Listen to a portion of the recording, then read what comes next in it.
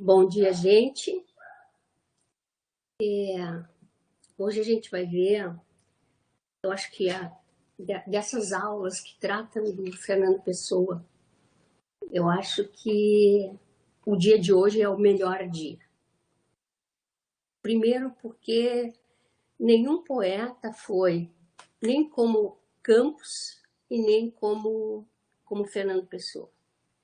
São absolutamente apaixonantes, sobretudo Álvaro de Campos, né? Então, vamos lá. Eu consigo passar os slides por aqui. Vocês lembram que o Fernando Pessoa criou uma verdadeira galáxia, né? E nessa galáxia ele tinha em torno de si ele tinha o Álvaro de Campos, o Alberto Caeiro no centro, e aí tinha um círculo, e nesse círculo, então, estavam os heterônimos. Os heterônimos Álvaro de Campos, Ricardo Reis e o próprio Fernando Pessoa. Então, a gente já viu o Álvaro de Campos como ele vai dentro deste círculo, e mais ainda, que ele tem uma pequena personalidade literária girando em torno dele, mas que não tem grande importância. O Álvaro de Campos é aquele, e eu já contei para vocês, é aquele heterônimo que tem todo o tempo de vida junto ao Fernando Pessoa. Portanto, Fernando Pessoa conhece a sua adolescência, conhece a sua idade adulta e conhece a sua maturidade. É o único que tem essas três fases. E mais ainda, o Álvaro de Campos é aquele que sobrevive ao Fernando Pessoa. O que eu quero dizer com isso? Eu quero dizer que quando o Fernando Pessoa morreu, em 1935, esse mesmo ano, a única coisa que ele assinou como Fernando Pessoa foi a carta ao Adolfo Casais Monteiro, porque todos os poemas foram assinados pelo Álvaro de Campos. O que quer dizer, então, que não tem nenhum poema no último ano e que o Álvaro de Campos é que continuou escrevendo. Fernando Pessoa, não. Então, vamos lá. Esse é o opiário. Vou ver se eu consigo abrir mais para vocês conseguirem acompanhar. Não, mas não quero me abrir mais, quero colocar... Aqui, vou fechar aqui.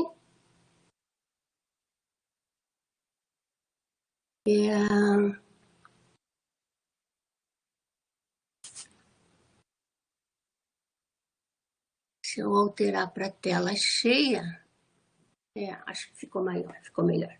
Bom, então, o Opiário é o poema da juventude do Álvaro de Campos.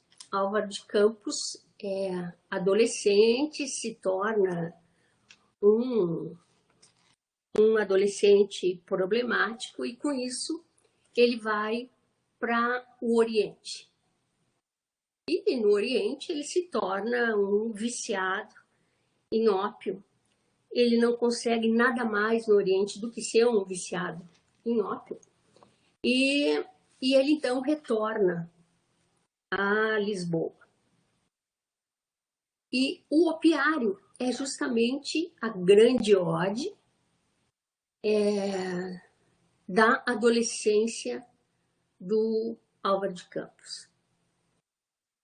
E é uma adolescência muito sofrida, esse retorno dele é muito, muito sofrido, né?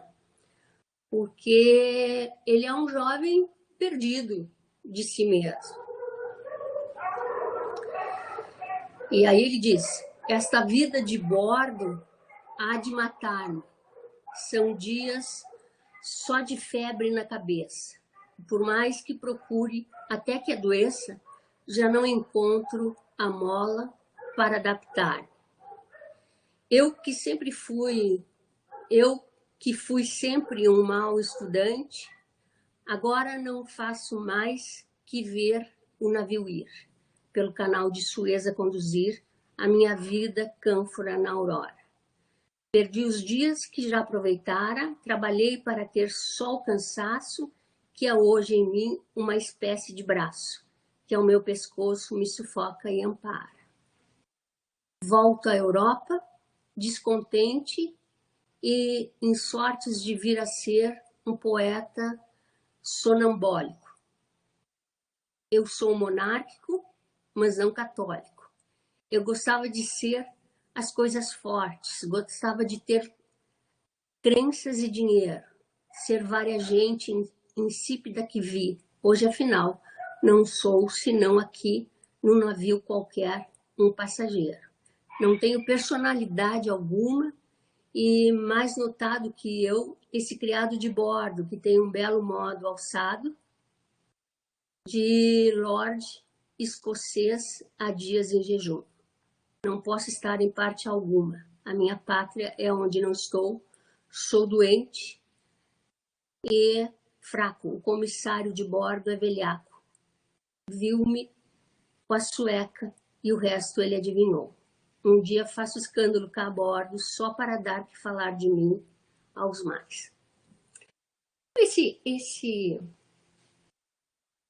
Esse menino, Álvaro de Campos, ele não é outra coisa senão um adolescente completamente perdido de si, sem saber o que vai fazer na vida, porque, na verdade, ele enxerga um túnel completamente escuro, sem qualquer possibilidade de luz. E é fundamental essa frase que ele diz: volto à Europa descontente e em sortes de vir a ser um poeta sonambólico. A palavra certa é sonambúlico, mas Fernando Pessoa escreveu sonambólico.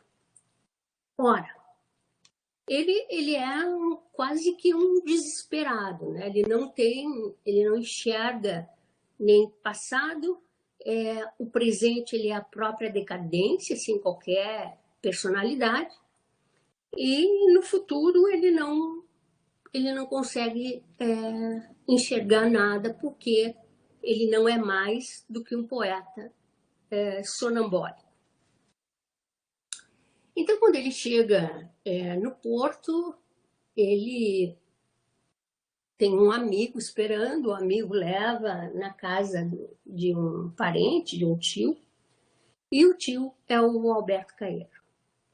Ora, esse encontro com aquele que viria a ser o mestre do próprio Álvaro de Campos muda toda a vida dele, né? A gente viu que o Alberto Caeiro é o sujeito que acredita naquilo que ele vê e naquilo que ele ouve. E o Álvaro de Campos tenta se apropriar, ele tenta aprender a lição que dá o mestre. E ele sai de lá com alguma esperança, no sentido de que ele sai da casa do mestre extremamente feliz e observando o que ele tem em volta. Ora, o que ele tem em volta? Ele tem em volta nada mais do que a modernidade. E a modernidade termina fascinando o Álvaro de Campos, porque primeiro era alguma coisa que ele ainda não tinha conhecido com essa intensidade, né? E segundo, porque ele, enfim, aprendia aquilo o que o mestre ensinava. Eu estou tentando encontrar aqui Eu queria...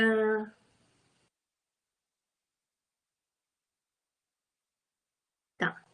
Eu queria o Paulo Otran. Aos olhos das grandes lâmpadas elétricas da fábrica, tenho febre e escrevo. Escrevo rangendo os dentes, fera para a beleza disto totalmente desconhecida dos antigos. Oh, rodas, oh, engrenagens, eterno e forte espasmo retido dos maquinismos em fúria fora e dentro de mim, por todos os meus nervos dissecados fora, por todas as papilas fora de tudo com que eu sinto. Tenho os lábios secos, ó, grandes ruídos modernos, de vos ouvir demasiadamente de perto. E arde minha cabeça de vos querer cantar com um excesso de expressão de todas as minhas sensações, com um excesso contemporâneo de voz, ó, máquinas, em febre, olhando os motores como uma natureza tropical, grandes trópicos humanos de ferro e fogo e força. Canto o presente e também o passado e o futuro, porque o presente é todo o passado e todo o futuro. E há Platão e Virgílio dentro das máquinas e das luzes elétricas, só porque houve outrora e foram humanos, Virgílio e Platão, e pedaços do Alexandre Magno do século talvez 50, átomos que um dia ter febre para o cérebro do Ésquilo do século 100. Andam por estas correias de transmissão e por estes êmbolos e por estes volantes, rugindo, rangendo, ciciando, estrugindo, ferreando, fazendo-me um excesso de carícias ao corpo numa só carícia à alma. Poder exprimir-me todo como um motor se exprime, ser completo como uma máquina, poder ir na vida triunfante como um automóvel último modelo, poder ao menos penetrar-me fisicamente de tudo isto, rasgar-me todo, abrir-me completamente, tornar-me passento a todos os perfumes de óleos e calores e carvões desta flora estupenda, negra, artificial e insaciável. Fraternidade com todas as dinâmicas, promíscua fúria de ser parte agente do rodar férreo cosmopolita, dos comboios estrenos, da faina transportadora de cargas dos navios, do giro lúbrico e lento dos guindastes, do tumulto disciplinado das fábricas e do quase silêncio ciente e monótono das correias de transmissão. Horas europeias, produtoras, entaladas entre maquinismos e afazeres úteis, grandes cidades paradas nos cafés, oásis de inutilidades ruidosas, onde se cristalizam e se precipitam os rumores e os gestos do útil, e as rodas dentadas e as chumaceiras do progressivo, nova Minerva sem alma dos cais e das gades, novos entusiasmos da estatura do momento, tilhas de chapas de ferro sorrindo, encostadas às docas ou a seco, erguidas nos planos inclinados dos portos, atividade internacional transatlântica, Canadian Pacific, luzes e febris perdas de tempo nos bares, nos hotéis, nos Longchamp, nos Derbys, nos Ascots e Piccadillys e Avenue de l'Opéra, que entram pela minha alma dentro. Ela as ruas, ela as praças, ela ola, fula, tudo que passa, tudo que para as montras. Comerciantes vadios, escroques exageradamente bem vestidos, membros evidentes de clubes aristocráticos, esquálidas figuras dúbias, chefes de família vagamente felizes e paternais até na corrente de ouro que atravessa o colete de algibeira a algibeira, tudo que passa e nunca passa. Presença demasiadamente acentuada das cocotes, banalidade interessante e quem sabe o que por dentro, das burguesinhas, mãe e filha geralmente, que andam na rua com um fim qualquer, a graça feminil e falsa dos pederastas que passam lentos e toda a gente simplesmente elegante que passeia e se mostra e afinal tem alma lá dentro. Como eu desejaria ser o Sutner disto tudo. A maravilhosa beleza das corrupções políticas, deliciosos escândalos financeiros e diplomáticos, agressões políticas nas ruas e de vez em quando o cometa de um regicídio que ilumina de prodígio e fanfarra os céus usuais e lúcidos da civilização cotidiana.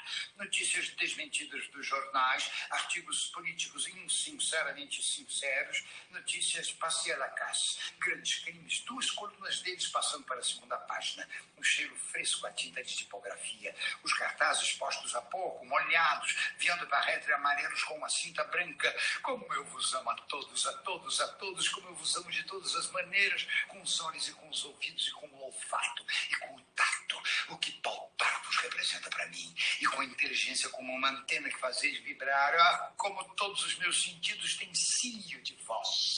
adubos, debulhadoras a vapor, progressos da agricultura, química agrícola e o comércio quase uma ciência. Ó, mostruários dos caixeiros viajantes, cavaleiros andantes da indústria, prolongamentos humanos das fábricas e dos calmos escritórios, ó, fazendas nas montras, ó, manequins, ó, últimos figurinos, ó, artigos inúteis que toda a gente quer comprar, ó lá grandes armazéns com várias seções, ó lá anúncios elétricos que vêm, estão e desaparecem, ó lá tudo com que hoje se constrói, com que hoje se é diferente de ontem, cimento armado, betom de cimento, novos processos, progressos dos armamentos gloriosamente mortíferos, couraças, canhões, metralhadores, submarinos, aeroplanos, amo-os a todos, a tudo como uma fera, amo-os carnivoramente, pervertidamente enroscando a minha vista em vós, ó coisas grandes, banais, úteis, inúteis, ó coisas todas modernas, ó minhas contemporâneas, forma atual e próxima do sistema imediato do universo,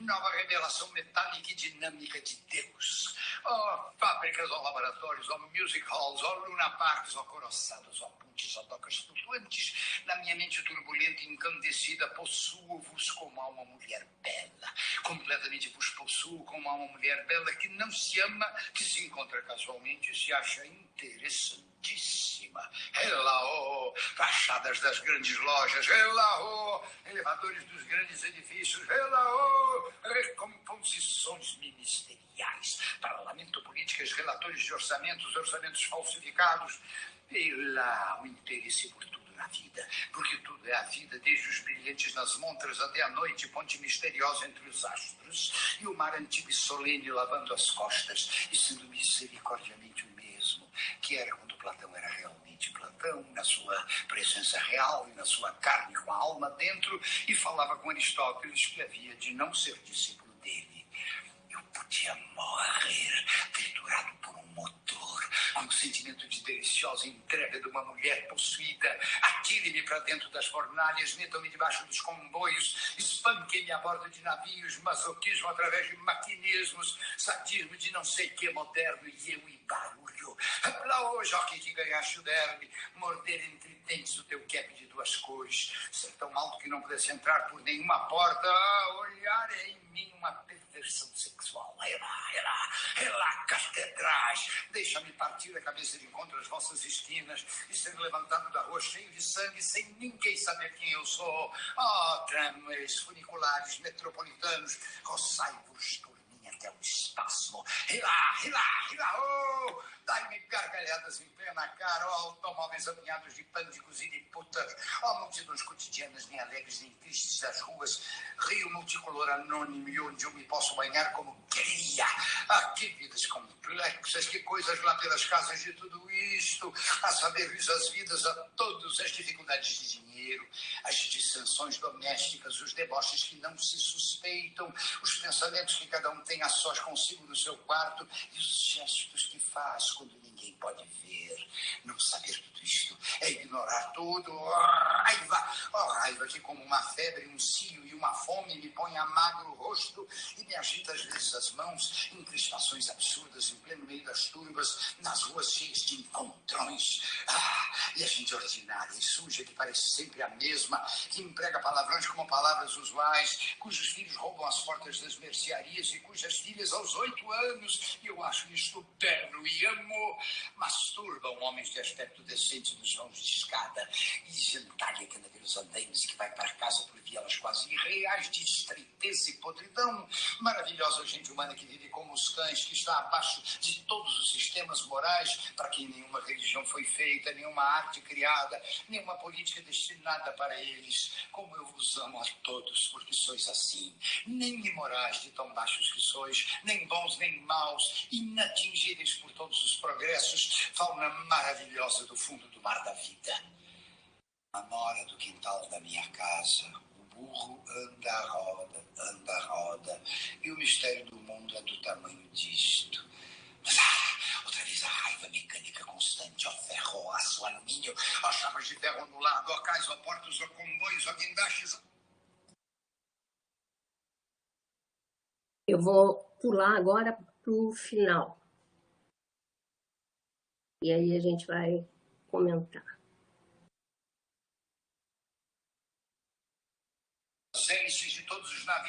eia, eia, oh, eia, eia, sou o calor mecânico e a eletricidade, eia, e os rails e as casas de máquinas em Europa, eia, e hurra, por mim, tudo e tudo, máquinas a trabalhar, eia, galgar com tudo por cima de tudo, hopla, hopla, hopla, hopla, oh, hopla, ela, oh, oh,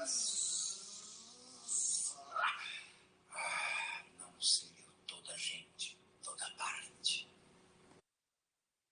Bom, então, depois que ele conhece o mestre Caeiro, ele começa a olhar o que ele tem em volta. Como que vocês estão? Espero que bem. Bem-vindos. Ele começa a olhar aquilo que eles têm em volta, aquilo que ele tem em volta dele. Aquilo que ele tem em volta não é outra coisa senão a modernidade. E nesse momento ele já tem a própria influência do futurismo do Marinetti. A gente sempre acha que futurismo diz respeito ao futuro. Não. Futurismo é a intensidade do presente, é o momento presente. O que ele encontra? Ele encontra uma cidade em transformação, ele encontra das máquinas, ele encontra a civilização moderna, e a civilização moderna é já uma civilização quase que perdida de princípios. Ele encontra o povo e o ritmo com que ele desenvolve a sua ode é um ritmo febril, é a mil, é exatamente isso como o Paulo Autran leu. É um ritmo acelerado, porque o que ele pretende é fazer o ritmo da modernidade. E a modernidade, ela é acelerada. Há um momento, entretanto, em que ele para com esse ritmo febril. E ele diz assim: na nora do quintal da minha casa, o burro anda a roda, anda a roda. E o mistério do mundo é do tamanho disto. Ora, o que isso quer dizer? Isso quer dizer que ele só se permite algum lirismo efetivo, fora da questão toda da modernidade, é quando ele fala da infância. E isso em todos os poemas vocês vão encontrar. Sempre que ele fala da infância, há um parêntese, e dentro dele, então, muda-se tudo. Muda o ritmo e se transforma num poema lírico. E aqui, imediatamente, ele retoma o ritmo febril e, ao mesmo tempo, ele traz uma sensualidade grande e expressa, né? Ele mesmo fala da perversão sexual, ele mesmo fala das mulheres possuídas, né, numa relação sadomasoquista. Ele mesmo fala de febre, ele mesmo fala de si. Então ele faz, ao mesmo tempo em que ele fala da máquina, ele se aproxima da máquina. E nessa aproximação há quase que uma simbiose entre eles. Eles vão se misturando, né? E num determinado momento ele começa a usar a onomatopeia da máquina. Zuzu, olá, essas coisas todas. Então, que é a própria máquina, né? E aos poucos ele vai se transformando na própria máquina. E esse final é muito interessante, porque nesse final, em que ele começa com a onomatopeia, eia, eia, eia, ele vai se misturando com a máquina, até que ele é máquina, né? que são os três últimos versos, né? Upla, upla, upla, elá, o, ela, o, zzz, ele é a própria máquina. Mas o que é interessante é que ele é a própria máquina, mas ele não abre mão de sentir tudo de todas as maneiras. E sentir tudo de todas as maneiras é exatamente o que está expresso no último verso. A não ser eu toda a gente e toda parte. Então, ele é exatamente isso. A euforia, grande euforia da modernidade. Bom, aos poucos, e aí isso já se dá na idade madura, então o opiário é adolescente, ode moderna é o adulto, e a partir daí a gente vai ter o Álvaro de Campos, que é extremamente triste, depressivo, disfórico. Por quê? Porque a modernidade não lhe dá resposta nenhuma. A única possibilidade da modernidade é aquilo que ele viveu na Ode Triunfal. E aquilo que ele viveu na Ode Triunfal é importante, né? Até porque ele chega a dizer que ele quer viver ser toda gente, toda parte, e porque ele ama a civilização moderna, que segundo ele é podre, mas ele ainda assim, ele ama. Vão lendo, por gentileza, esse poema, porque tem alguém buzinando aqui, vou ver quem é.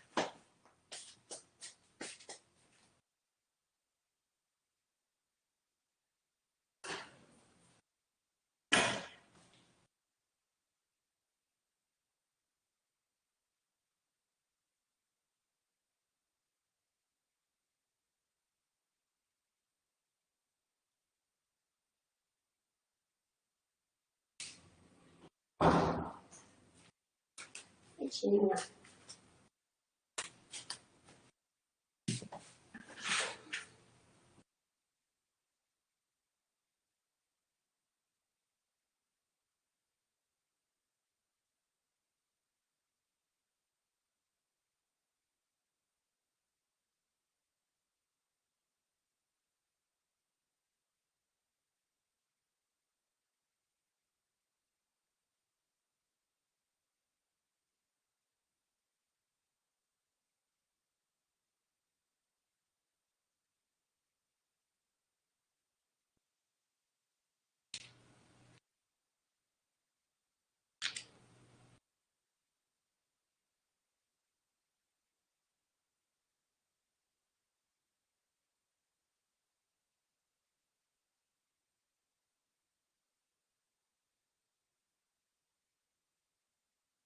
E quem pode começar a comentar?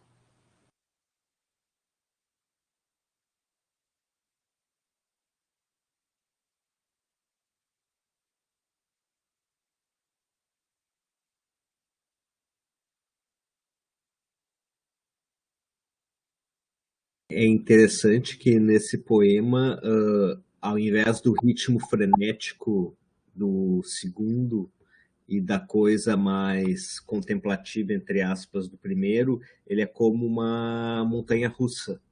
Ele sobe, sobe, sobe, sobe, sobe, aí ele dá uma parada, dá uma colocada assim, fica mais tenso, aí sobe, sobe, sobe, sobe, sobe, sobe, sobe. Eu achei interessante isso, né? É muito, muito interessante essa tua observação. É exatamente isso. Essa sensação que tu tens de montanha-russa, na verdade é como se ele se encaminhasse pro precipício, né? Aí ele cai, ele começa a subir de novo, mas é sempre uma negação, né? É uma negação de tudo. Pois esse Fernando Pessoa, que vive essa negação, ele também sofre dentro dele por isso, né? Então, não quero nada. Já disse que não quero nada. Não me venham com conclusões. A única conclusão é morrer. Não me tragam estéticas, não me falem moral. Tirem-me daqui a metafísica. Ora, isso é importante, né? Tirem-me daqui a metafísica. Por que isso é importante?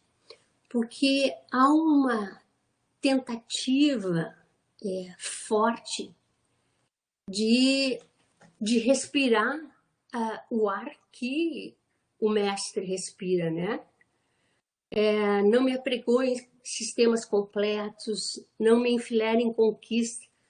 Olha, quem diz isso? Da ciência, Deus meu, das ciências, das artes, da civilização moderna, que mal fizeu aos deuses todos. Se eu tirar o que mal fizeu aos deuses todos, embora o Caeiro tenha, assim, fundado junto com o Ricardo Reis e o neopaganismo, isso mostra bem uma grande tentativa que ele faz de se aproximar do mestre Caeiro. Vocês sentem isso?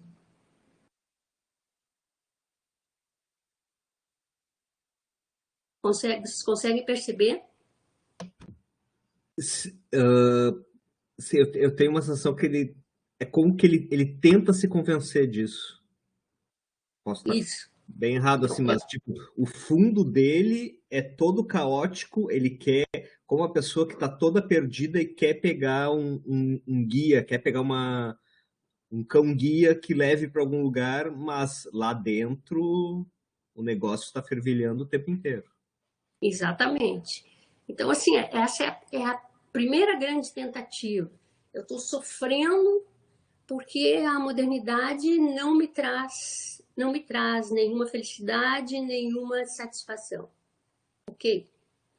Então, ele tem que ter esse cão de guia. Quem seria melhor para guiá-lo nesse momento? Obviamente, o mestre, né? Então, ele tenta acreditar naquilo o que o mestre acredita. Não me tragam estéticas. Lembrem que o Caeiro tem um projeto antipoético, ele não acredita em metáfora, né? Não me falem em moral. Moral é metafísica. Tirem-me daqui a metafísica. Isso é o próprio, esse tirem-me daqui a metafísica é o próprio Caeiro. Então, ele tenta buscar no mestre Caeiro a solução para aquilo que ele está sentindo naquele momento. E o que ele está sentindo naquele momento não é outra coisa, senão a disforia da modernidade.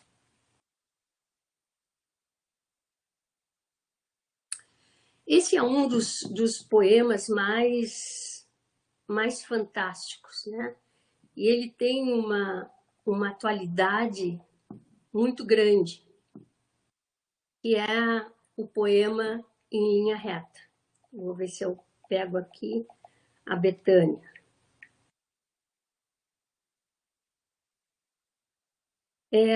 O poema em linha reta, ele pode ser lido hoje, no século XXI, como um poema do século XXI, que, na verdade, é de qualquer século.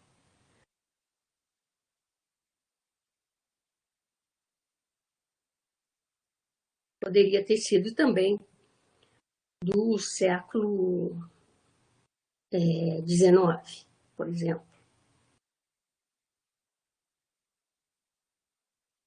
Se eu não conheci e tivesse levado a porrada. Todos os meus conhecidos têm sido campeões em tudo. E eu tantas vezes reles, tantas vezes porco, tantas vezes vil. Eu tantas vezes irrespondivelmente parasita, indesculpavelmente sujo. Eu que tantas vezes não tenho tido paciência para tomar banho. Tenho enrolado os pés publicamente, nos tapetes das etiquetas. Tenho sido cômico às criadas de hotel. Eu verifico que eu não tenho par nisso tudo neste mundo. Toda a gente que eu conheço, que fala comigo, nunca teve um ato ridículo, nunca foi senão príncipe. Todos eles, príncipes na vida, que me deram ouvir de alguém a voz humana, confessasse não um pecado, mas uma infâmia, contasse não uma violência, mas uma covardia, mas não, são todos o ideal, se os ouço e me falo. E há nesse largo mundo que me confesse que uma vez, uma única vez, foi vil. Ó príncipes, meus irmãos, eu estou farta de semideuses. Onde é que há gente no mundo? Então sou só eu que é vil e errôneo nesta terra. Poderão as mulheres não os terem amado, traídos, mas ridículos nunca. E eu que tenho sido ridículo sem ter sido traído, como posso eu falar com os meus superiores sem titubear? Eu que tenho sido vil, literalmente vil, vil no sentido mesquinho e infame da vileza. Bom, essa é a Maria Bethânia do início. A Maria Bethânia de hoje certamente não faria esse final gritado e muito menos entraria com uma música de carnaval. Mas, de qualquer maneira, a voz da Bethânia é bonita para declamar Fernando Pessoa. Esse poema eu acho absolutamente atual. O que vocês acham dele?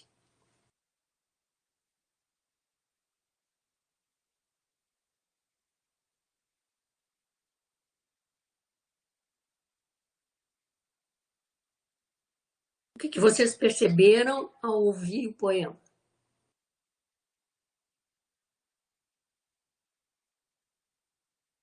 Eu concordo, prof, que seja atual, principalmente se a gente pensar assim, que hoje em dia com as redes sociais as pessoas têm aquelas vidas, tipo, que parecem perfeitas, tipo, todo dia é uma festa, uma coisa boa e não tem nada de ruim, e daí a pessoa pode se sentir excluída disso, né? Me sinto deslocado no mundo porque a minha vida não atinge aquilo ali que parece que a vida de todo mundo tá atingindo, né?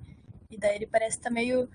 Ele se sente marginalizado, né? Tipo, eu não faço parte disso, eu consigo ver meus defeitos e ninguém mais tá tendo defeito, todo mundo tá perfeito, só eu que tô com esses problemas aqui. Então eu me sinto sozinho, né? Muito bom, Natália. É exatamente isso, não tenho nada o que acrescentar. Daquele sofrimento que ele descobre, da tentativa de ir ao mestre, não sobra nada. Né? Não sobra nada por quê? Exatamente pelo que a Natália falou. Exatamente pelo fato de ser excluído, de ser sozinho e de ser, vejam bem que construção fantástica.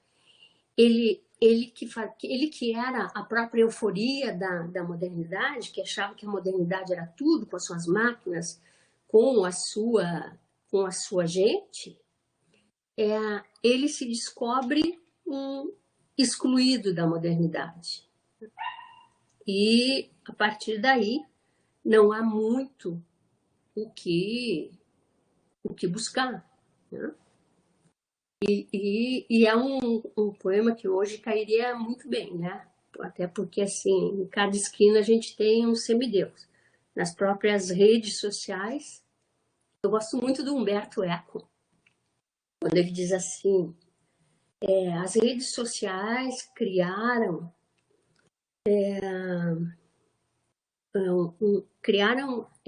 pessoas imbecis. Por quê? Porque uma pessoa dá uma opinião sobre o que não sabe e forma milhares de seguidores. No fundo, essa coisa de ser o excluído e de buscar outras possibilidades, elas são muito, muito, muito difíceis para o Álvaro de Campos. Né? Então, assim como a gente tem na rede milhares de semideuses, ele se descobre também rodeado na modernidade de semideuses. E tudo que ele queria era uma pessoa para falar. Esse é um dos poemas, Tabacaria, é um dos poemas mais conhecidos e mais comentados do Fernando Pessoa. Vocês vejam que o início de Tabacaria está muito próximo disso aqui, ó. Não quero nada, já disse que não quero nada. Então isso está muito dentro está muito dentro do campus. Bom, uma das pessoas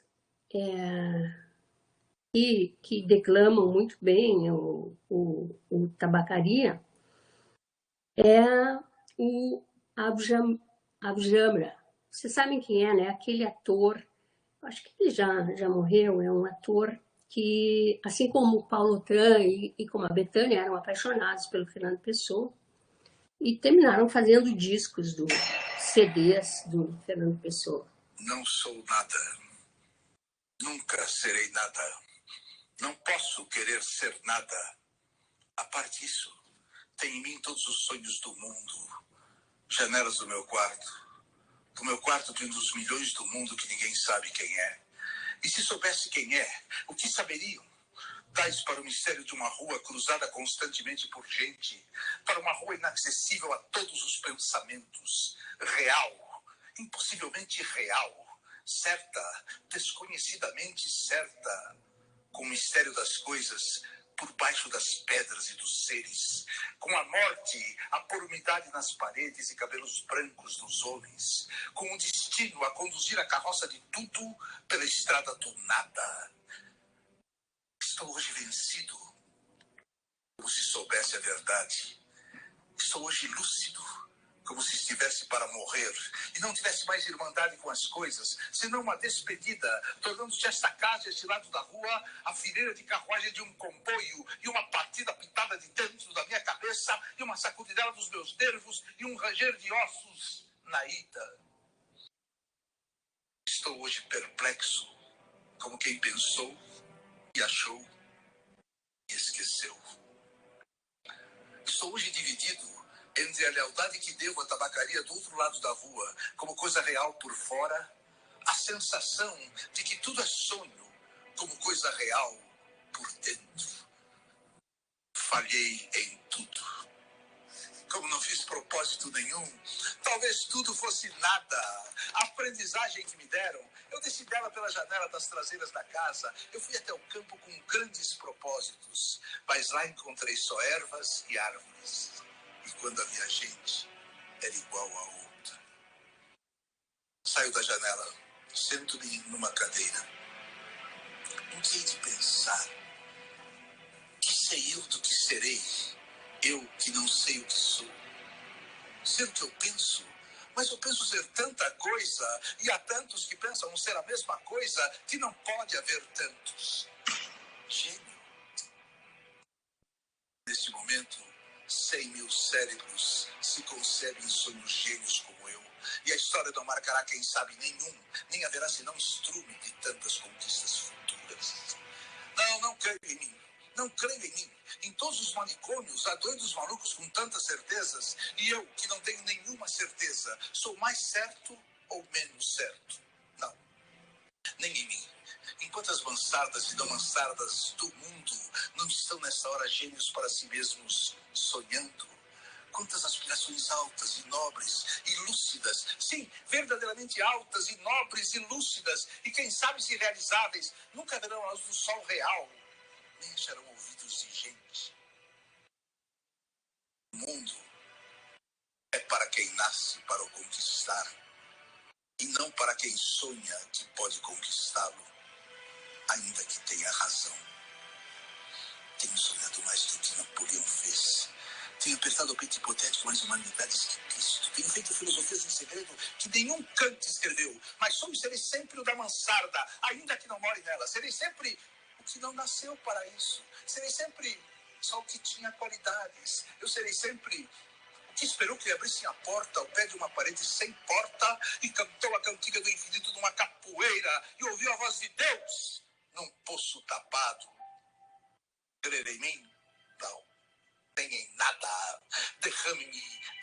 natureza sobre a cabeça ardente, o seu sol, a sua chuva, o vento que me acha o cabelo, e o resto que venha se vier, ou tiver que vir, ou não venha. Escravos cardíacos das estrelas, nós conquistamos todo mundo antes de nos levantar da cama. Mas acordamos, ele é opaco. Levantamo-nos, ele é alheio.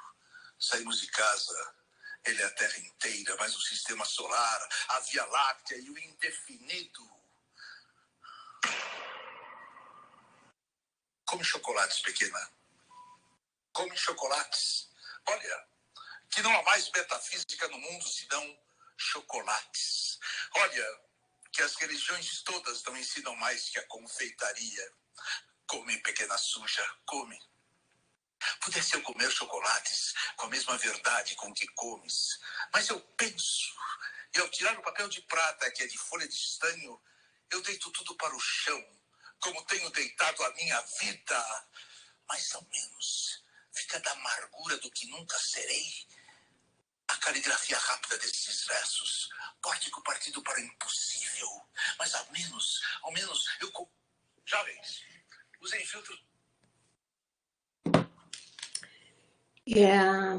Então, Tabacaria é um poema, talvez um dos mais conhecidos do Álvaro de Campos. Claro que não na íntegra, é uma ode muito longa, mas Tabacaria é muito interessante, porque aqui não sobra nada mesmo, né? Não sou nada, nunca serei nada, não posso querer ser nada, e a partir disso tenho todos os sonhos do mundo. Num determinado momento, ele diz, falhei em tudo. Vocês têm aí na tela. Falhei em tudo. Quer dizer, a modernidade não lhe trouxe nada. Mas pior do que isso, ele diz num determinado momento, viaja ao campo e só encontro ervas e árvores. Esse momento é um momento de tensão, ainda maior do que do poema anterior. É um momento de tensão máxima com o mestre, né? Tudo aquilo que o mestre encontrava na natureza, ele só encontra ervas e árvores. De novo, a gente tem uma parte lírica, e a parte lírica acontece com a criança, né? E aí o Álvaro de Campos escreve entre parênteses, come chocolate, pequena, come chocolate. Olha que não há mais metafísica no mundo senão chocolates. Então é o mesmo processo do poema Ode Moderna. Mas a mais, quando ele diz assim, quando quis tirar a máscara, estava pegada a cara. Quando a tirei e me vi ao espelho, já tinha envelhecido. Estava bêbado, já não sabia vestir o dominó que não tinha tirado. Deitei fora a máscara e dormi no vestiário, como um não tolerado pela gerência, por ser inofensivo. E vou escrever essa história para provar que sou sublime. Há uma tentativa, e essa tentativa é a de quem nunca se entrega, porque no fundo ele quer ser tudo, ele quer sentir tudo de todas as maneiras, né? Mas é a própria disforia da modernidade, é a própria exclusão da modernidade, é a própria solidão. Quando ele diz não sou nada, ele termina comprovando, né, que quando ele tira a máscara, essa máscara que amava a modernidade, não existe nada atrás da máscara. Professor, só um comentário. Fala. Sobre esse texto, Tabacaria, nas duas primeiras frases me veio muito na mente Sartre, né? o existencialismo em Sartre, né? Não sou nada, eu nunca serei nada. Me veio isso muito forte, assim, né? As teorias de Sartre. Mas eu penso que o existencialismo, de qualquer maneira, ainda acha uma saída, né? E a saída do existencialismo é o homem total, ou seja, o homem totalmente comprometido para que ele seja um homem totalmente livre, ou o homem que é responsável pela sua história. E Fernando Pessoa leu, chegou a ler, não chegou a ler Sartre, não.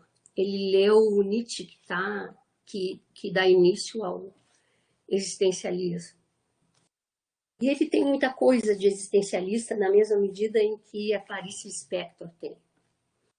Mas Sartre ainda achava uma saída um pouco mais, entre aspas, eu diria, concreta. E o Álvaro de Campos não tá conseguindo achar, né?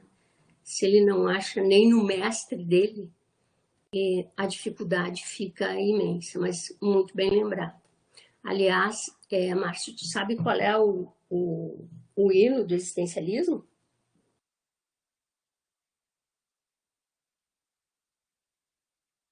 Na verdade, eu não sei, é que cada autor tem uma saída, né? Tem o Heidegger, Sartre tem a sua, não sei dizer. O Sartre e a Simone tiveram no Brasil, né? E tiveram no Brasil num período de carnaval. E aí eles...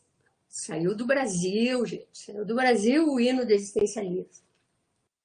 E aí eles escolheram como hino do existencialismo a seguinte música. Uma música séria, absolutamente filosófica. Chiquita bacana lá da Martinica, não usa vestido, não usa calção, inverno para ela é só no verão, e bom, e por aí vai. Pois então, esse é o hino do... Prof, aí só para acabar, e acaba a musiquinha, os versos assim, ó. Existencialista, com toda razão, só faz o que manda o seu coração. Seu coração.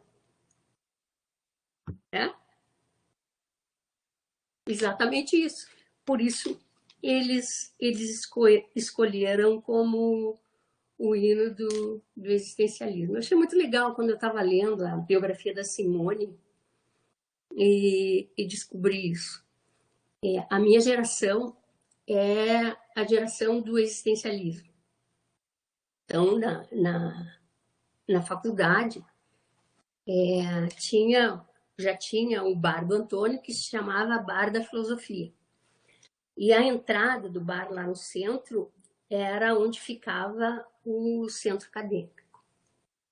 E era muito legal, porque ele era ocupado pelo pessoal da letras e da filosofia. Então a gente se dava maravilhosamente bem, trocava ideia.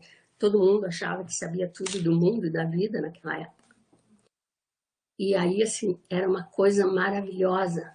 A gente sentava com uma xícara, uma caneca de café, acendia um cigarro e começava a discutir Simone e Sartre.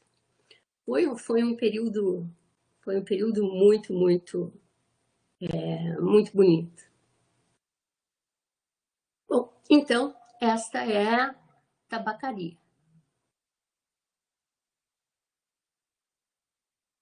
E aí, ele termina com o Esteves da tabacaria, né?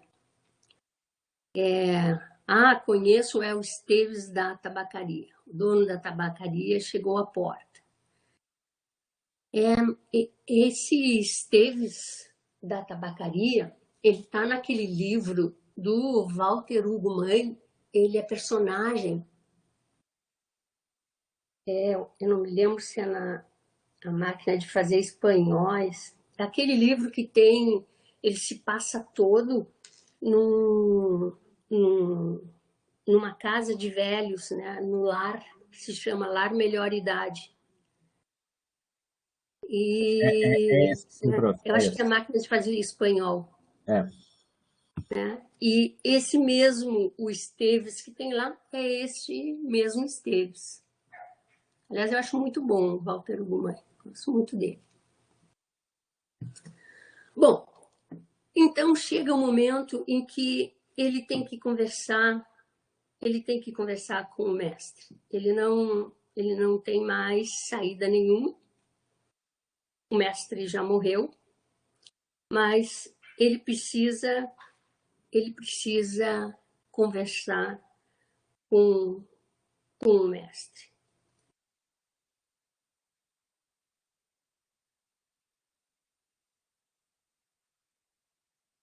Deixa eu pegar uma...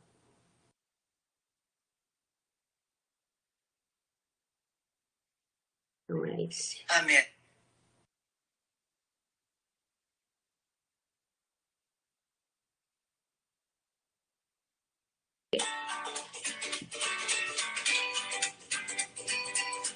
Deixa eu pular.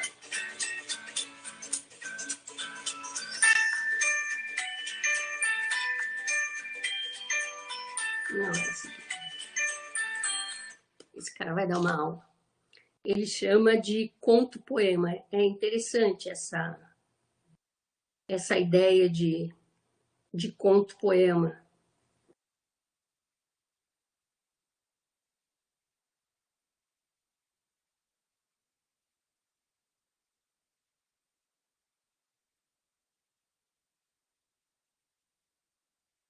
Aqui, vai. Meu mestre querido, coração do meu corpo intelectual inteiro. Desculpe, é horrível, vai matar o poema do Fernando Pessoa.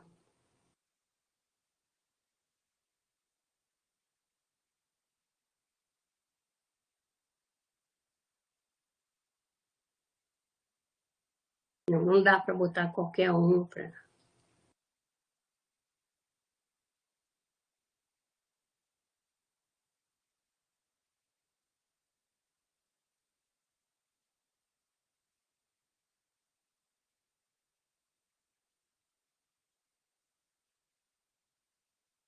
gente, vamos ler nós mesmos, porque não dá para deixar matar o Fernando Pessoa.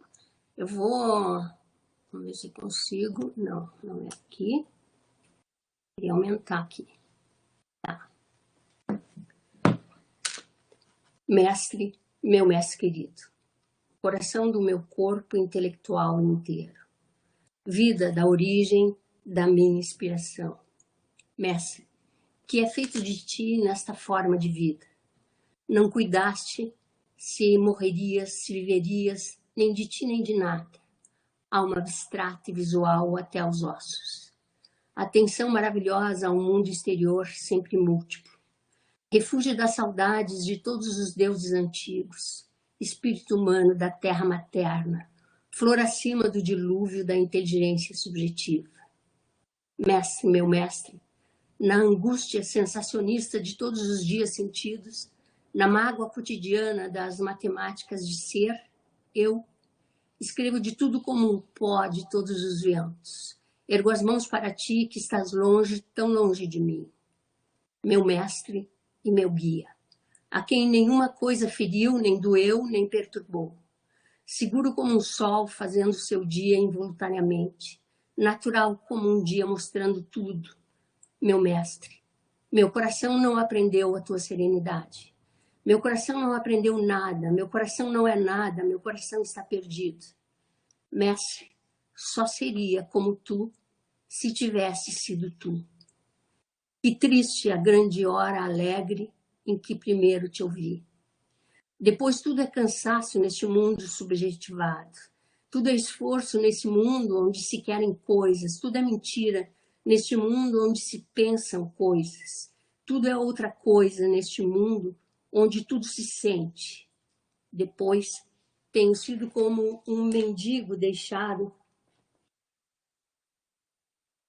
ao relento, pela indiferença de toda a vila. Depois, tenho sido como as ervas arrancadas, deixadas aos molhos em alinhamentos sem sentido. Depois tenho sido eu, sim, eu, por minha desgraça, e eu, por minha desgraça, não sou eu, nem outro, nem ninguém. Depois, mas por que é que me ensinaste a clareza da vista, se não podias me ensinar a ter a alma com que a ver clara? Por que é que me chamaste para o alto dos montes, se eu, criança das cidades do vale, não sabia respirar? Por que é que me deste a tua alma, se eu não sabia que fazer dela, como quem está carregado de ouro no deserto, ou canta com voz divina entre ruínas? Por que é que me acordaste para a sensação e a nova alma, se eu não saberei sentir, se a minha alma é de sempre a minha? Provera ao Deus ignoto que eu ficasse sempre aquele poeta decadente, estupidamente pretensioso, que poderia ao menos vir a agradar, e não surgisse em mim a pavorosa ciência de ver. Para que me tornaste eu?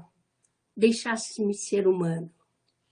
Feliz o homem marciano que tem a sua tarefa cotidiana normal, tão leve ainda que pesada, que tem a sua vida usual, para quem o prazer é prazer e o recreio é recreio, que dorme sono, que come comida, que bebe bebida, e por isso tem alegria.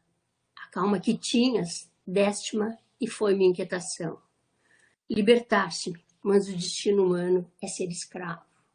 Acordaste-me, mas o sentir humano é dormir. Bom, na verdade, é uma cobrança muito grande que ele faz ao mestre, né? Porque o mestre é o responsável por quem ele é, por essa evolução do adolescente ao homem maduro.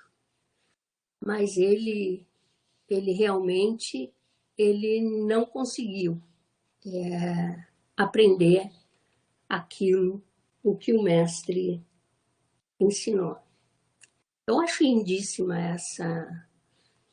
essa ode, porque na verdade é uma confissão daquele falhei em tudo, né? É isso que ele está dizendo pro mestre.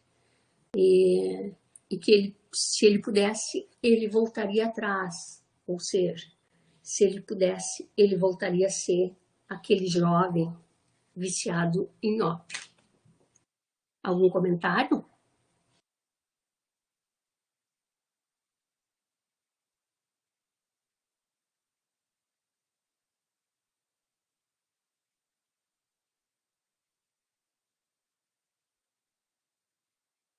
Então, vamos adiante. Não sou eu que quero.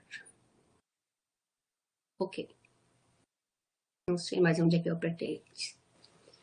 Então, ao falar de Fernando Pessoa, falar de Álvaro de Campos, o Fernando Pessoa, lá na carta ao Adolfo Casais Monteiro, ele já deixa muito claro, né, que a marca mais importante do Álvaro de Campos é o fato de o Fernando Pessoa ter dado a ele toda a emoção e essa emoção não ser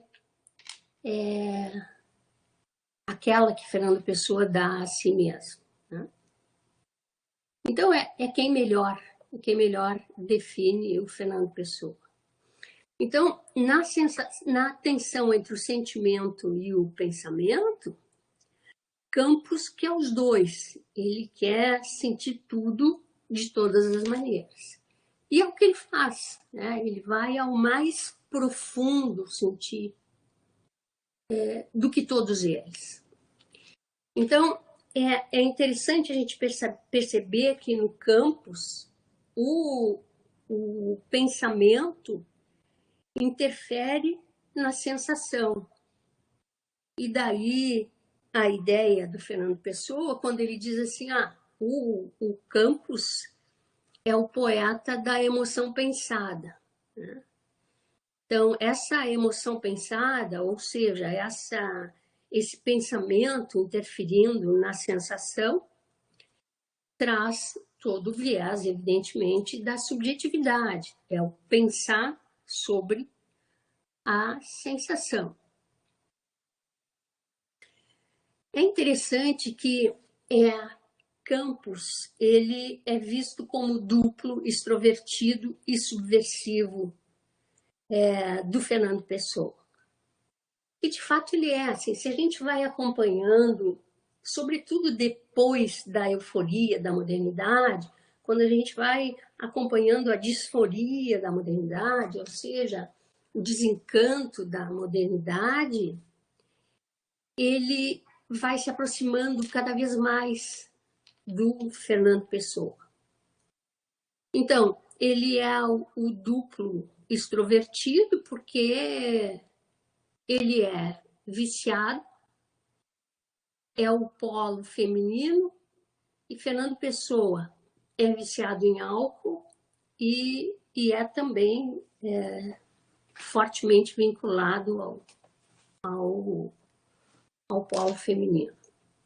Então, a palavra-chave do Campos é a modernidade, assim como a do Caeiro é natureza, assim como do Ricardo Reis é o tempo, a palavra-chave do Campos continua sendo modernidade. Em termos de forma, a forma como ele desenvolve o poema é absolutamente moderna e futurista, né? Na verdade, ele é muito idealizado, sintonizado com a modernidade. Por quê? Porque ele tem uma visão do mundo futurista, né? Sem esquecer que o futurismo ele diz respeito ao presente e não ao futuro. Ele tem uma percepção de vida como uma aposta, né? A vida para ele é uma aposta, ele tenta. Ele vive uma filosofia da sem-razão, que é, sobretudo, a do Campos disfórico. Ele vive o culto à mecânica, à máquina e à velocidade, que é a do Campos adulto, portanto, ainda eufórico. Ele vive uma visão nihilista, ou seja, ele não acredita em absolutamente nada, é o Campos disfórico. Ele tem uma total irreverência a Deus ou à ciência, é o Campos. Ele tem uma volúpia de liberdade, é o Campos. E ele tem uma capacidade grande de não aceitação de qualquer ideia que seja uma ideia pré-concebida, né? Diz assim, bom, queriam-me assim, eu fui outro. E a única pausa a que ele se permite é na relação com a infância. Bom, tudo isso, então, acontece em nome do querer viver de todas as maneiras, ou viver aos extremos, querer sentir tudo de todas as maneiras. E ele vive mesmo os extremos, né? Fica muito claro na gente essa coisa da euforia da modernidade e o tédio e a disforia, né? Que marca o Álvaro de Campos maduro. A tabacaria parece que medeia esses dois processos, né? Esse processo que vai da euforia para a disforia. As odes deles são odes muito influenciadas pelo Walt Whitman. A poesia tem um ritmo febril, e é interessante, o que tem de interessante na poesia do Campos é que, e ali quase que eu coloquei uma aula, a pessoa chama de poesia-conto, é porque ele conta uma história, né? Se vocês pegarem, Tabacaria conta uma história, o próprio poema em linha reta conta uma história. Se vocês pegarem Aniversário, ele conta a história. Então, a poesia dele ela tem uma narrativização. Isso já aparece lá no Caeiro, quando ele está na porta de um bar e tem um homem bêbado, ele também conta uma história. Mas isso é uma marca muito forte, vem a ser uma marca muito forte no Campos. Ele tem uma quantidade de descrição grande, ele tem uma movimentação de pessoas, olhem o Esteves, que não estava, o Esteves que chegou. E tem um eu lírico, que é o portador dessa visão subjetiva. E também porque ele descreve os espaços muito bem. Então, segundo a velha crítica, o caeiro é marcado pela sinceridade e é o mestre, né? Então, para a velha crítica, ele é o mais verdadeiro dos heterônimos. O mestre é o mais verdadeiro dos heterônimos. E Campos, para a velha crítica, é o mais falso dos heterônimos. A nova crítica parece que tem uma visão mais próxima daquilo que é o Campos. É muito difícil que a gente possa entender que Campos seja o mais falso dos heterônimos, na medida em que ele quer sentir tudo de todas as maneiras, ele quer viver ao extremo e é isso que ele demonstra nas suas obras. E mais ainda, como é que ele pode ser o mais falso se ele se aproxima, é o que mais se aproxima do Fernando Pessoa? Então, a nova crítica tem uma ideia que eu acho muito interessante. Assim, Campos, sendo o mais falso, a gente tem que considerar que se a falsificação tem a ver com o fingimento, ou seja, com a teoria do fingimento do Fernando Pessoa, o fingimento do Fernando Pessoa não é outra coisa senão uma forma de dizer a verdade. O fingimento no Fernando Pessoa é a melhor forma de dizer a verdade, né? Ele tem a sua origem em Nietzsche, e Nietzsche diz assim, só o poeta que mente verdadeiramente, totalmente, é capaz de dizer a verdade. Isso muito antes do Fernando Pessoa. Então, ele vai buscar a teoria do fingimento no Nietzsche, ele vai buscar a teoria do fingimento em Platão e Aristóteles, né? Em Platão, no sentido de que existe uma outra realidade, que é uma realidade oculta, inteligível, e nessa realidade ele acha que ele entende que ele faz contato com essa realidade. E em Aristóteles, porque para Aristóteles só o poema, só a poesia é verdadeira, né? Quando se pergunta, mestre, o que é mais verdadeiro, a história e a poesia? Ele responde a poesia. Por quê? Porque é a forma de se chegar à realidade essencial. E a realidade essencial é essa outra realidade do Camões. E é isso o que faz Fernando Pessoa escrever a sua teoria do fingimento e exercitar a teoria do fingimento na sua poesia. Então, quando a nova crítica diz que ele é o mais falso, ele seria o produto mais fingido, né? Mas o fingimento não é outra coisa senão dizer a verdade mais essencial, a verdade mais pura que existe. Então, no fundo, Campos é ficção, assim como os outros o são, porque são personagens dramáticos sem contexto, segundo Fernando Pessoa. E ele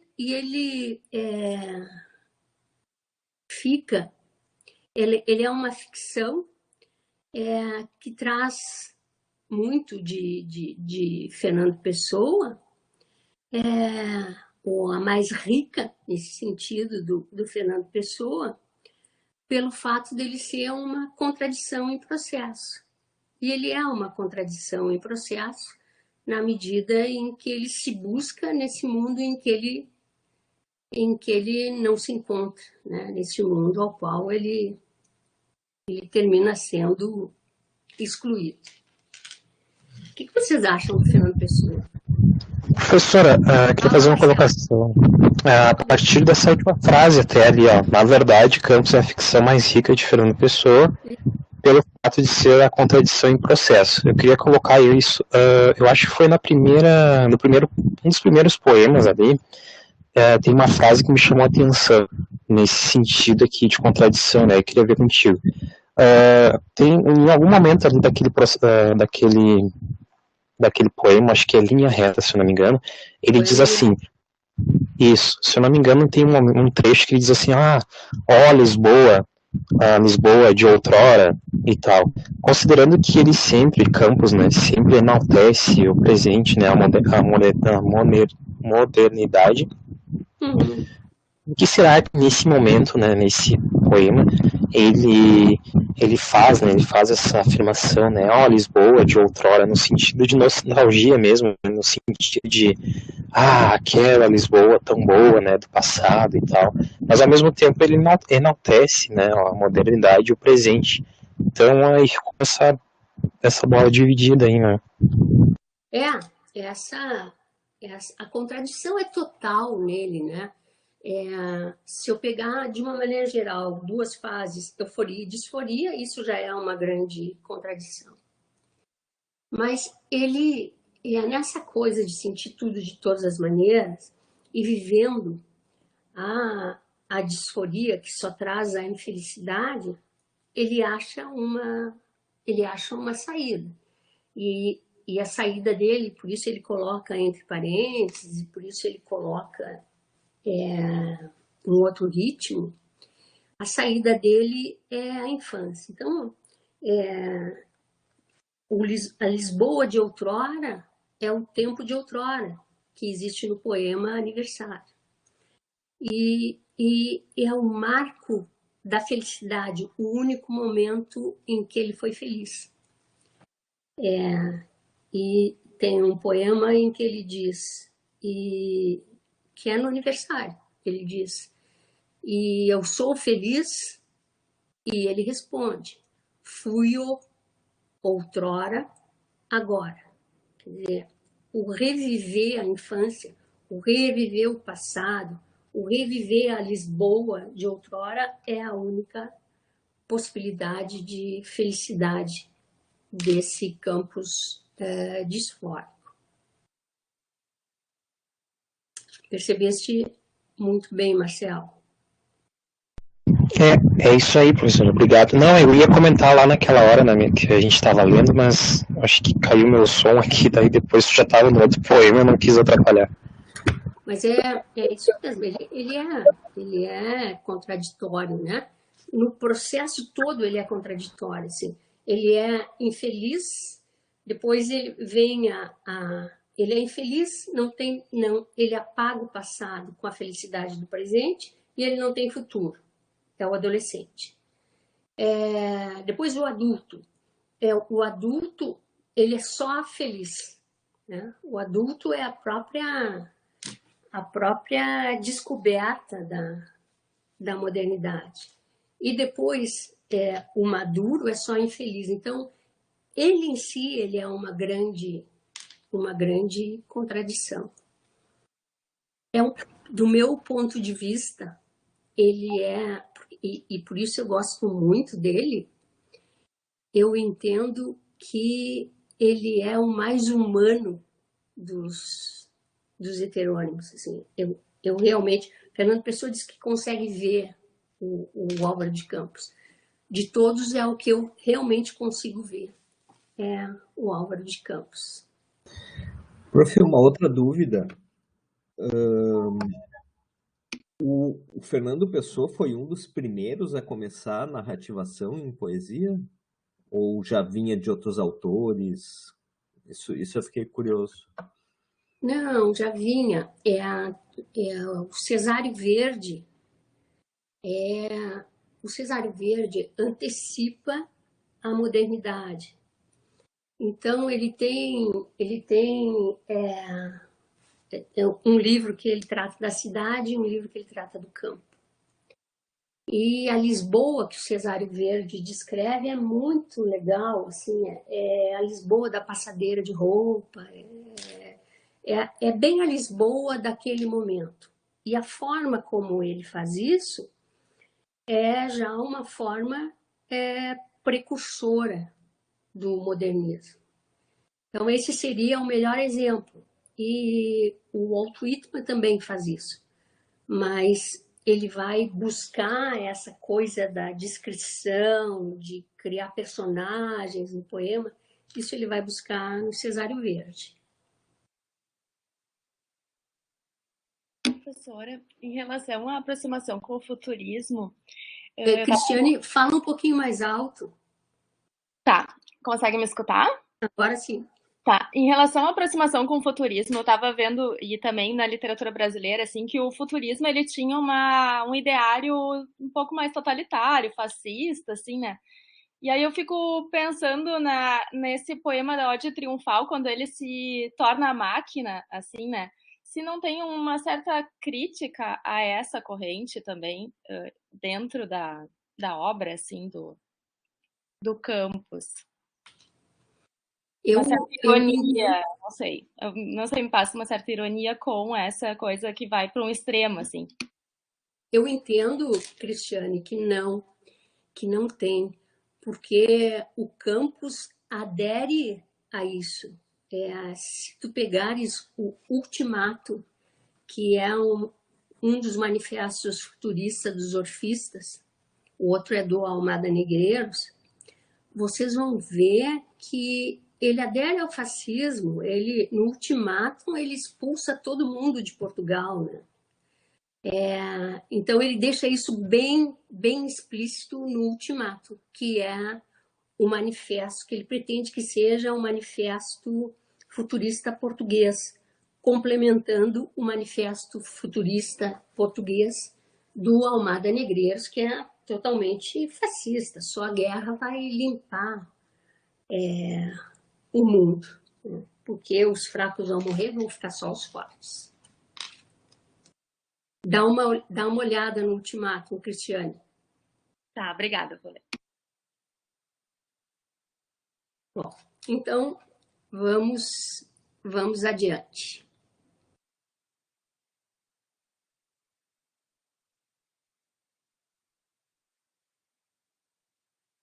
E aí nós chegamos ao Fernando Pessoa, ele mesmo. A gente já falou muito do Fernando Pessoa, ele mesmo, porque não tem como,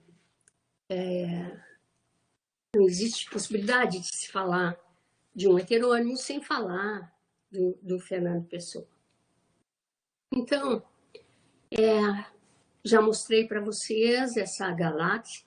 Fernando Pessoa pré-Caeiro, é aquele das personalidades literárias, e o Fernando Pessoa, depois de conhecer o seu mestre, dia 8 de março de 1914, ele cria esse círculo que está dentro da elipse, e ele mesmo se coloca como um discípulo do mestre Caeiro. Que eu trouxe só para lembrar vocês, a gente conversou já sobre isso, quando eu estava explicando a diferença da lírica moderna para a lírica tradicional. Trouxe só um exemplo para vocês, porque eu tinha falado sobre ele. É essa parte do Rosa do Povo a que eu me refiro, do Drummond. Não faças versos sobre acontecimentos, não há criação nem morte perante a poesia. Diante dessa, a vida é um sol estático, não aquece nem ilumina. As afinidades, os aniversários, os incidentes pessoais não contam. Não faças poesia com o corpo. Esse excelente, completo e confortável corpo, tão infenso à efusão lírica. Tua gota de bile, tua careta de gozo ou de dor no escuro são indiferentes. Nem me reveles teus sentimentos, que se prevalecem do equívoco e tentam a longa viagem. O que sentes e pensas, não, o que pensas e sentes, isso ainda não é poesia. Essa é, na verdade, a grande, ou a melhor, eu diria para vocês, definição da lírica moderna, né? O que sente, o que pensa o sujeito empírico, ou seja, o poeta, não é necessariamente transmitido ao eu do poema, ao sujeito lírico. Bom, é isso que Fernando Pessoa leva ao extremo. A gente já conversou sobre a autopsicografia, né? Então, a primeira estrofe é a estrofe onde ele introduz a questão do fingimento. E na segunda estrofe, ele dispensa o leitor, que é incapaz de ler com o fingimento do sujeito empírico. E na terceira estrofe, ele mostra como o coração ou como o sentimento termina interferindo negativamente como um brinquedo, porque tira o foco da razão. Esse autopsicografia, ele se complementa em 2 outros poemas. Isto, né? Dizem que finjo ou minto, tudo que escrevo não. Eu simplesmente sinto com a imaginação. Isso é importante, né? Esse razão. Então, não usa o coração. Para o Fernando Pessoa, não existe a menor possibilidade do sentimento dele passar para a poesia. Na segunda estrofe, ele nos mostra a teoria platônica. Tudo que sonho ou passo, que me falha ou finda, é como que um terraço sobre outra coisa ainda. Essa coisa é que é linda. Então, vocês vejam, existe uma realidade acima da realidade, essa realidade que é a realidade perfeita. Isso tem a ver com o neoplatonismo pessoano e tem a ver com o simbolismo pessoano. O simbolismo também acredita numa outra realidade e que nós podemos entrar em contato com essa outra realidade através de símbolos. E a forma mais fácil e mais inteira de se entrar em contato com essa outra realidade é através do sonho. E na terceira estrofe, ele deixa muito claro, né? Se lá no início ele sente com a imaginação, ele não usa o sentimento, aí ele deixa muito claro: sentir, sinta quem lê. Não é o poeta que vai sentir, é o leitor. E aqui no Guia-me a Só Razão, ele deixa muito claro que para ele só interessa a razão. Guia-me a só razão, não me deram mais guia, alumia-me em vão, só ela me alumia. Tivesse quem criou o mundo desejado que eu fosse o outro que sou, teria outro criado. Deus deu-me olhos para ver, olho, vejo, acredito, como ousarei dizer cego fora eu bendito. Então, não tem conversa em relação a isso na razão. Não sei mais aonde que eu tinha aumentado. Bom. Então, vocês têm aqui a teoria do fingimento do Fernando Pessoa. Eu disse para vocês, ela se assenta na tradição, ela vem na esteira do Nietzsche e sobre Platão e a mimesis platônico-aristotélica. Tá? Então, em 1884, portanto, 4 anos antes do Fernando Pessoa nascer, o Nietzsche, como eu disse para vocês, escreveu: só o poeta capaz de mentir conscientemente, voluntariamente, é capaz de dizer a verdade. Então, é importante que a gente saiba que, para o Nietzsche, a mentira é vital. Tá? A mentira é a verdade que não foi atravessada pelo fato ou pelo factual. Não existe nenhuma possibilidade do ser humano viver sem fantasia, sem mentira, sem fingimento. Portanto, o fingimento tal qual a mentira, e para o Nietzsche é a mesma coisa, ela é vital, ela é divina, né? É a expressão do conhecimento. Então, a mentira é uma forma de verdade, como o fingimento também é em Fernando Pessoa.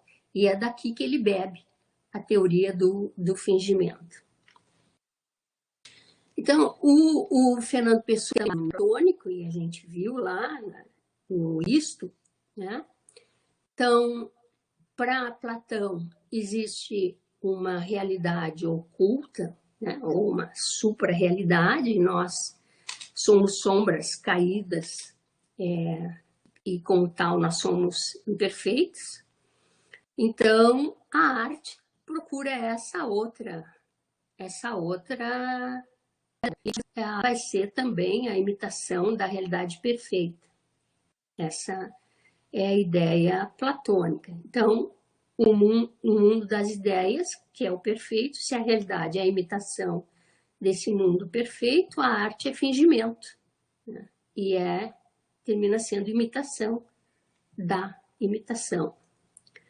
E, por outro lado, é a única forma de mental no Fernando Pessoa. E o fingimento vai se encontrar também em Aristóteles, né? Segundo Aristóteles, a única maneira de se tocar a realidade como verdade essencial é através da imitação, e a imitação é a única forma de existir a estética. Daí porque, quando se pergunta o que é verdade, a história ou a poesia, ele sempre diz que é a primeira. Então, se o fingimento tem a sua origem em Nietzsche, Platão e Aristóteles, né? Então o fingimento compactua com a busca da verdade, que é acentuada por a estética da abdicação que a gente viu lá no Ricardo Reis e que o Fernando Pessoa carrega consigo. Mas ele carrega consigo porque ele vive uma incapacidade de ver o real. Essa incapacidade de ver o real faz com que ele saia à procura de uma outra coisa através da arte. Vejam bem esse poema. Sonho, não sei quem sou nesse momento. Duro, sentindo-me. Na hora calma, meu pensamento esquece o pensamento. Minha alma não tem alma. Se existe é um erro, eu o saber. Se acordo, parece que erro. Sinto que não sei. Nada quero, nem tenho, nem recordo. Não tenho ser nem lei. Lapso da consciência entre ilusões, fantasmas me limitam e me contêm. Dorme insciente de alheios corações, coração de ninguém. Vamos tentar entender bem essa poesia. Sonho. Não sei quem sou neste momento. Se eu não sei quem sou nesse momento, pensar quem sou é cair num vazio, né? É um vazio. Ele não sabe quem ele é. Durmo sentindo. Na hora calma, meu pensamento esquece o pensamento. Se o pensamento esquece o pensamento esquecido não está lá. Tanto o pensamento é um vazio. O ser é um vazio, o pensamento é um vazio. Minha alma não tem alma. Uma alma que não tem alma é o vazio. Se existo, é um erro eu saber. Se acordo, parece que erro. Sinto que não sei. Sinto que não sei. Ele não sabe nada da vida. Portanto, é um vazio. Nada quero, nem tenho, nem recordo. Nada quero. Não existe possibilidade de futuro se a gente não quer nada. Nem tenho. Não existe presente. Nem recordo. Não existe passado. Portanto, o tempo cai no vazio. Não tenho ser nem lei. Não tem nada. Não tem ser nem lei. Lapso da consciência entre ilusões, fantasmas e me limitam e me contêm. Então, ele é um lapso de consciência entre aquilo que não existe, mas que termina, né, a ilusão e os fantasmas. Mas é a única coisa que ele pode perceber. Ilusões e fantasmas são nada, estão vazios. Dorme, insciente de alheios corações, coração de ninguém. Coração de ninguém é um vazio. Como é que fica isso? Ficaria assim. Não sei quem sou. O ser é um vazio. Pensamento esquece o pensamento. Pensamento é um vazio. Alma não tem alma. Alma é um vazio. Se existe, é um erro eu saber. Se acordo, parece que erro. Sinto que não sei. Existência é um vazio. Nada quero, nem tenho, nem recordo. Tempo futuro é um vazio. Presente é um vazio. Passado é um vazio. Não tenho ser nem lei. Lapso de consciência. O espaço é um vazio. Coração de ninguém é a própria inexistência. Então, Fernando Pessoa, quando ele fala de si mesmo, ele nos mostra que ele não existe. Ele é a própria inexistência. Isso fez com que a Nova Crítica dissesse que Fernando Pessoa não é o ortônimo. Fernando Pessoa, na verdade, é um outro heterônimo, é o quarto heterônimo. E que ele tem noção de que ele é o quarto heterônimo, porque ali naquela esfera que está dentro da elipse, ele se coloca como seguidor, ou seja, como aquele que gira em torno do mestre Tarefa. E é interessante porque o Jorge de Sena fala sobre isso num texto muito bom, que se chama O Homem que Nunca Existiu. O Michel Schneider escreveu Persone, que quer dizer ninguém. E a Leila Perrone Moisés escreveu Pessoa Ninguém. Vocês lembram lá do início, no Fernando Pessoa pré-Caeiro, que tem o Robert Eynon, Roberto Anônimo, portanto, ninguém. Chevalier du Pas, portanto, Cavaleiro do Nada. E o Search, Alexander Search, e o Search de quem procura alguma coisa. Então, esta ideia de nunca existir, essa ideia de não ser ninguém, acompanhou sempre o Fernando Pessoa. E é isso que leva os novos críticos a dizerem que ele é um quarto heterônimo. Começa com o Jorge de Sena, lá na década de 70. E ele diz que tem um heterônimo especial, Fernando Antônio Nogueira Pessoa. Não um eu, mas um anti-eu. E ele reafirma, lado a lado com os heterônimos, Fernando Pessoa não é menos heterônimo do que os outros. O poeta que na vida civil se chamou Fernando Nogueira Pessoa não é o mesmo Fernando Pessoa. O ortônimo é marcado pelo desespero existencial. Fernando Pessoa levou ao extremo. Portanto, Fernando Pessoa escolheu não ser. O não ser está ligado à incapacidade de vida real.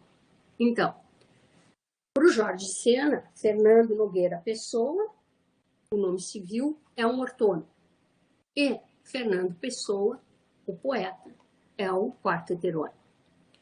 O Michel Schneider escreveu: tudo foi tão confuso e enovelado, verdade, realidade, ficção, que é literalmente impossível identificar a Santa Trilogia, o autor, a vida e a obra.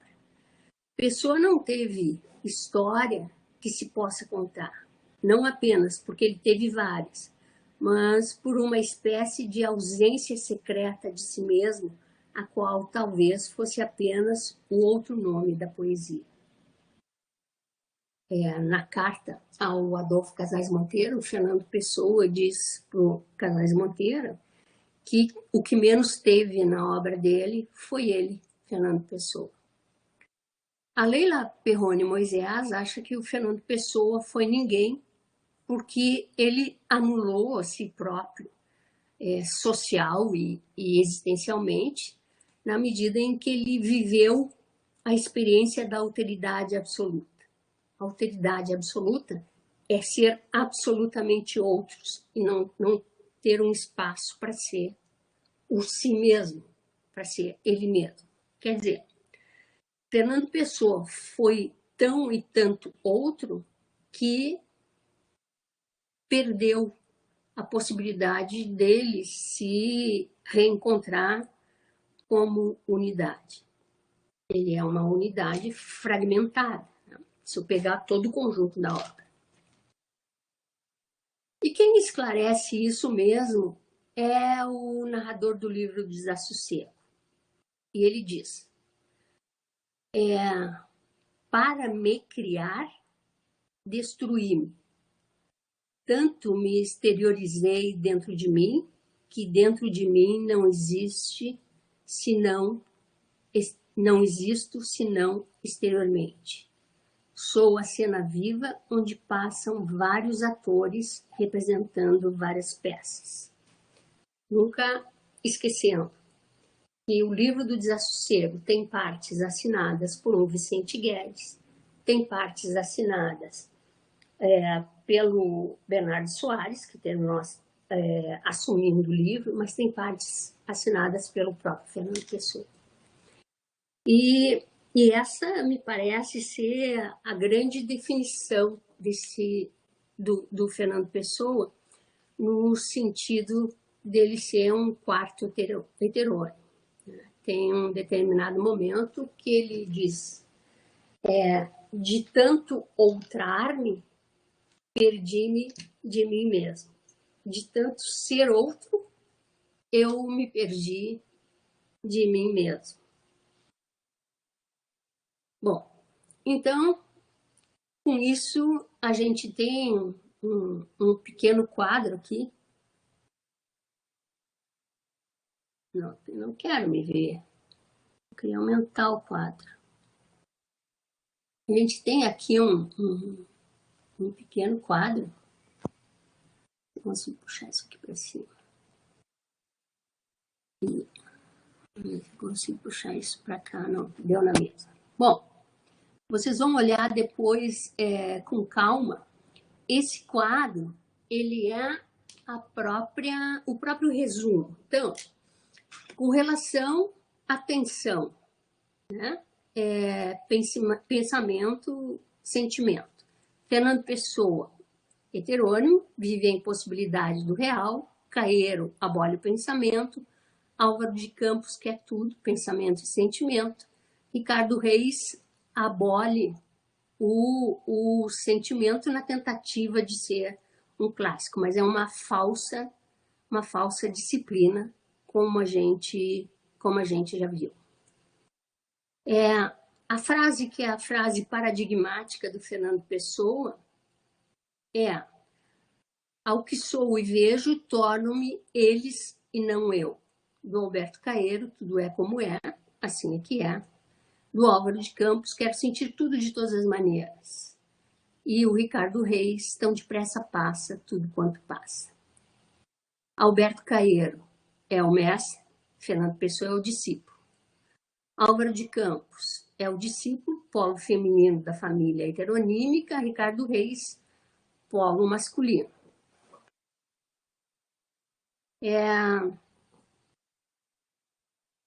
Fernando Pessoa leva ao extremo a cisão entre o sujeito empírico e o sujeito lírico e escreve poesia moderna. Álvaro de Campos, poesia moderna. Caeiro, odes modernas. E o Reis, então, odes clássicas. O semi-heterônimo Bernardo Soares não é um heterônimo, porque o estilo dele é do Fernando Pessoa e ele é o renovador do romance, como Proust, Joyce, ou a Virgínia com uma estrutura fragmentária. Fernando Pessoa é um nacionalista místico, buscou a totalidade e ele alcançou uma falsa totalidade. Totalidade que eu estou falando é a soma dos heterônimos, tá? Então, Caeiro, Natureza e Homem Primitivo. Álvaro de Campos, Euforia e Disforia da Modernidade. E Ricardo Reis, Estoicismo, aceita todo sofrimento, e Hedonismo, uma ideia passageira de prazer. E o Bernardo Soares é um pessimista e um sonhador. Fernando Pessoa diz, para me criar, destruir-me, tanto me exteriorizei dentro de mim, que dentro de mim não existo, senão exteriormente. Portanto, ele não existe. O Caeiro foi criado por uma tia-avó, no campo, sem instrução. O Álvaro de Campos fez a viagem ao Oriente, engenharia na Escócia, mecânica e naval. O Reis foi educado num colégio de jesuítas, onde estudou latim, e é semi-milenista, que ele estudou por experiência própria. E o Bernardo Soares é um ajudante de guardador de livros. Com esse quadro, a gente tem a síntese, então, de tudo que a gente estudou até aqui, ok? Perfeito, prof. Muito bom esse quadro. Ficou bom, né? Esse é criação minha. Assim, eu precisava achar um jeito de, sabe, de eu, Jane, entender o Fernando Pessoa, conseguir enxergar a criação do Fernando Pessoa toda. Né? E aí acabou que realmente me deu uma visão mais globalizante do Fernando Pessoa e dos seus heterônimos. Eu estou olhando aqui, todo mundo recebeu o nosso cronograma novo. E eu coloquei o cronograma novo também Eu coloquei o cronograma novo já lá no Moodle, tá? E todo mundo recebeu as aulas anteriores. O nosso cronograma ficou bem bom da gente ver, ficou bem em termos visuais, ele ficou muito bom, porque em verde são as aulas síncronas, em cinza as aulas assíncronas, tá? E aí em azul, bem do lado esquerdo, vocês têm as datas. Alguma coisa em relação aos seminários, alguma data em relação aos seminários, eu tive que mudar, porque senão eu não conseguia manter a coerência do que foi planejado para esse semestre. Ok, gente? Tá. Então, no dia 7/2, a gente tem aula assíncrona. Tá? Então, o que significa? A gente não vai conversar. O que eu planejei para vocês no dia 7/2 foi a leitura da história esotérica de Portugal, que foi escrita por Fernando Pessoa. E essa história esotérica de Portugal, que foi escrita por Fernando Pessoa, ela é a grande épica moderna que o Fernando Pessoa conseguiu, e a grande épica moderna portuguesa. Então, como ele é um texto complexo, eu peço a vocês que leiam, e na aula seguinte, aí a gente vai discutir, isso vai ser no dia 14/2, aí a gente vai discutir, então, a mensagem que vocês terão lido no dia 7. Ok? Ok. Então, gente, muito obrigada. Uma boa semana para vocês. Qualquer dúvida, qualquer coisa que vocês tenham, vocês podem me mandar. Marcelo, quer falar? Sim, professora, depois da gravação, eu queria fazer uma colocação contigo, até que não é tão acadêmica assim, por isso, depois da gravação.